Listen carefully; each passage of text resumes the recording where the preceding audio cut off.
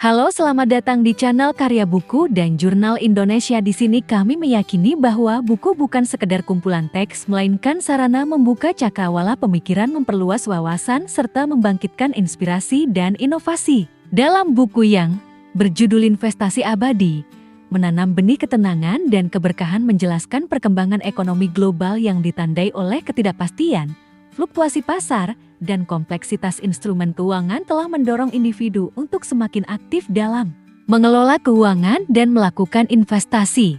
Namun demikian, orientasi investasi yang dominan saat ini cenderung berfokus pada pencapaian keuntungan maksimal dalam waktu singkat, tanpa mempertimbangkan dimensi etika dan spiritual. Dalam perspektif Islam, pengelolaan harta tidak semata-mata dipandang sebagai aktivitas ekonomi, melainkan juga sebagai amanah yang harus dipertanggungjawabkan. Oleh karena itu, investasi tidak hanya berorientasi pada keuntungan finansial, tetapi juga harus selaras dengan prinsip-prinsip syariah yang menekankan keadilan, transparansi, dan keberkahan.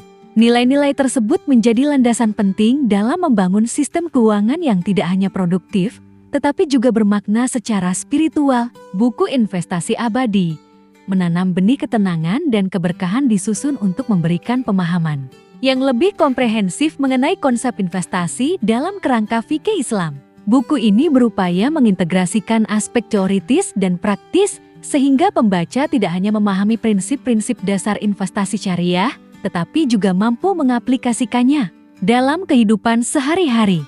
Dengan pendekatan yang sistematis, buku ini diharapkan dapat menjadi panduan bagi individu dalam merencanakan dan mengelola keuangan secara bijak. Pembahasan dalam buku ini mencakup berbagai aspek penting dalam pengelolaan keuangan, mulai dari pengaturan pendapatan, perencanaan investasi jangka pendek hingga jangka panjang, hingga strategi menghadapi dinamika pasar. Selain itu, buku ini juga mengulas peran instrumen sosial seperti zakat, wakaf, dan sedekah sebagai bagian integral dari pengelolaan harta dalam Islam.